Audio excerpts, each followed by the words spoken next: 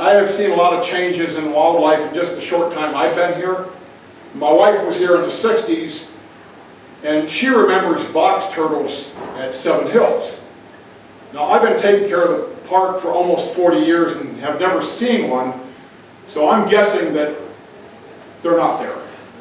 Now, a lot of people see Blanding's turtles, and they're pretty rare too, and think they're box turtles. They have a high shell, but the Blanding's turtle is an aquatic turtle, and I think they found one this year at Snake Creek Marsh over by Rippey.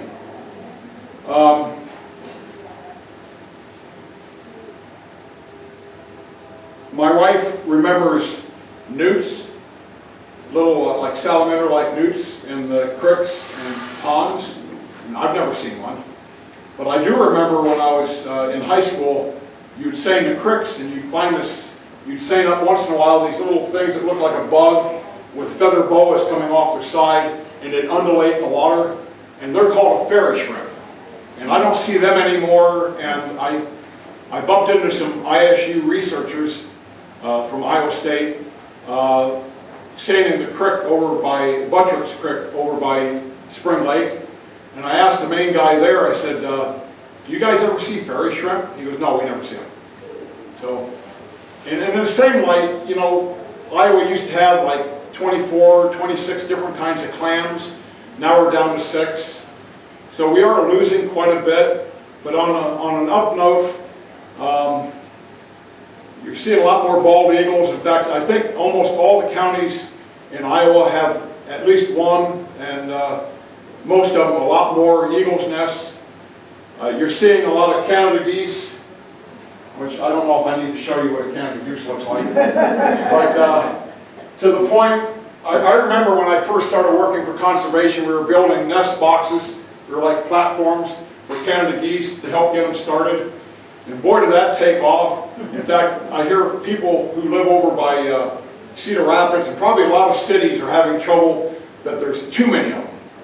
And that they'll go over and they'll coat their eggs in oil so they don't hatch, because they're trying to control their population. We have, I'm seeing more swans, trumpeter swans. You'll see flocks of them. I've been seeing some flocks, like last year over by McMahon Access. And of course, we had turkeys in Iowa, and we have always had turkeys in Iowa, but they were kind of confined to small patches in southern Iowa. And now they're all over. This is a young jake. That's called a beard. And if you see turkeys, sometimes the beard is out to here, and that's an older male. A jake is a young male turkey. So it seems to me like we give a lot of attention to either animals that are fairly showy or animals that we hunt, but you kind of hope that when we buy areas for wildlife, that the non-game, smaller non-game animals, and they do, they really benefit from that. So, so it's a good thing, even though we're kind of focusing on some of the game animals, that other animals benefit from that too. But also keep in mind that the best land for wildlife is also the best land for corn, because it's fertile. And back when we had prairie and marshes and everything, it would grow bigger numbers of wildlife and more variety. Pretty much your park ground and your hunting areas are basically land that kind of escape the plow because it's either too hilly, it might be an infertile gravel pit, or just not suitable for farming. But still, it's good to have it because it does provide cover. Am I running out of time, Margaret? No, but anytime you can. I'm just about done. Yeah. We have a lot fewer raccoons too. Yes. Yeah, and distemper is taking them. Oh. And distemper is like a brain. Brain fever, meningitis. Yeah, like meningitis, and you can get that from them. And I've been, if you see a coon, I wouldn't say if you see a coon out in the daytime, it's sort of a red flag, but it doesn't mean it has distemper. But they heat up, and I've seen in the wintertime when they'll stick their head on the ice, and it freezes their head down because they're trying to kill that fever. But here, a couple of years ago, it was really bad. In fact, it would wipe out a whole year class of young coon. But I had to kill one time because my son was trying to mow, and one kept trying to go over to him. And when they start staggering and acting like they're drunk, then you know it's distemper. And then right after I took care of that, a few days later, we went down to the river bottom at Hyde Park. And here's a coon sitting there looking at me, and about a foot away was a turkey vulture. I thought, I wonder if he knew what was going on. But anyway, yeah, your best wildlife areas are the same areas that are the best for corn. But one last thing I want to touch on is some of your animals are really specific in what they need. So they do reestablish marshes, they do reestablish prairie, but the problem is it's not like it was. It's missing plants, it's missing things in that marsh or that prairie that didn't come back. And certain animals will not go back to that because they needed a certain plant. And like we used to have Greene County, all over Iowa, we had the greater prairie chicken. And the state has tried to reestablish them back in the state in various places, and it's just not working out. They just don't reestablish well. And probably there's a link in the chain that they just, they're not getting. So, you guys have any questions or anything? I have a comment that I wish the farmers and city folks that live near the farms would quit mowing their ditches. And I don't even want the county coming along going along the road, because that's another good habitat for pheasant. Yeah, I think people kind of get into this feeling they need to manicure everything. And, you know, I think God does good enough work without it. And, you know, I read somewhere where John... mowing ditches, don't do it anymore. Yeah, I read somewhere where John Muir, he started the first wildlife area that's supposed to be completely wild, and people went out and started manicuring the trees and trimming trees and stuff. He goes, no, don't do that. That's not what this is for. But, yeah, people kind of get into that. But, Meadowlarks. Meadowlarks. well, yeah, my wife says that she's not, I still see them, but you never hear them. But you don't see them very much. But, yeah, they kind of disappeared. It's like every fence post had one. Yeah. And nowadays, of course, we have air conditioning cars, so our windows are all rolled up, so we probably don't hear them as well. But just now and then you hear a meadowlark, but boy, not like we used to. So we definitely are having a, quote, silent spring. Because we're seeing less and less songbirds and birds in general. And I don't know why, because, you know, there's so much spray out there, you wonder how much that affects things. And maybe they just need to be a lot more careful when they spray, and maybe, you know, because I've seen, like when they aerial spray, one time they caught spraying in the lake and it killed a bunch of walnut trees. You know, so maybe there's, be a little more careful with the spray. You know, farming's a business. You know, if I was a farmer, I'd be trying to make money too, or I wouldn't be in business very long. But, How about, do you say pileated or pileated?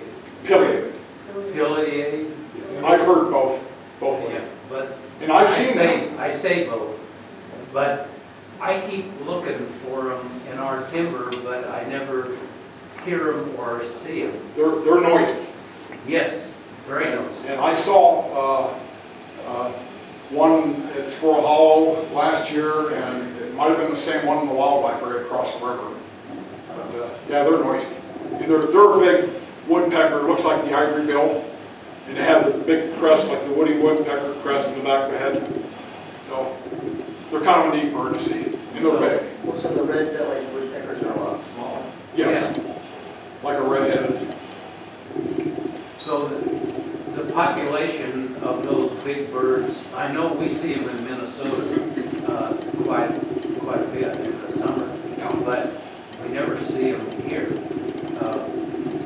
I think maybe they move through. If you see them here, maybe it's migrating through. There's a lot western part of the state, Montana, Colorado. They have a lot of pileated there. I don't get out and try travel. Yes, I remember when I was a kid, and I went in either migratory animals, whatever, when I remember that salamanders came through in the torrential rain. People didn't know what they were, and they were shoveling them into buckets and burning them. ooh, tiger salamanders? Do we have salamanders still? Yes, but you don't see them like you used to. Finn's Pond, I remember driving on Highway 30 and there were just thousands of them. I don't know whether they're looking for expanding their territory or what they're doing, but I haven't seen that since. I kept one for a pet for almost 11 years. They're long lived. I haven't seen one, so I'm just curious if they're still. I know they don't do well in ponds that have fish because fish will predate on them, but marshes like Finn's Pond or Goose Lake should have them, but so I haven't seen one in years. I saw one over by on the Farland Road next to that creek bridge. Before you get to Farland. I just wondered if anything that was a mass migration like that. Missouri had tarantulas that come across the roads. Yeah. You know, there's so many animals that I can talk about. Have you ever seen any animal at any of the parks where it's just been you and the animal and you've been scared? Oh, not really. I'm wondering when I'm going to see my first mountain lion. Yeah. And I'm hoping I'm in my truck when I do. But the weirdest animal I ever saw was by the Rigby Cemetery, and I saw a chupacabra. What is that? It's a Mexican animal that it's like a myth, like Bigfoot, and it kills their sheep and goats. And they actually have pictures of it, and people in the United States look at the picture and say, we know what that is, it's a coyote with mange. So I was going by the Rigby Cemetery, and this naked coyote ran out in front of me. He had a little tuft of hair in the back of his shoulders, and he had no fur at all. And apparently John Muir, who was on the Board of Supervisors, got a picture of it sleeping on one of his hay bales. So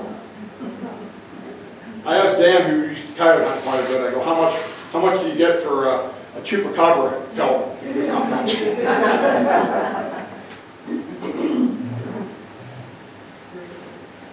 Well, I think that's it. Thank you very much, Dan. I really appreciate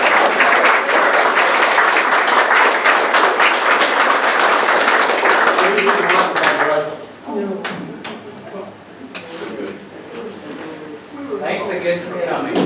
Hi, Dan. Stop. I forgot to take your picture. I'll put it on Facebook. Thank you.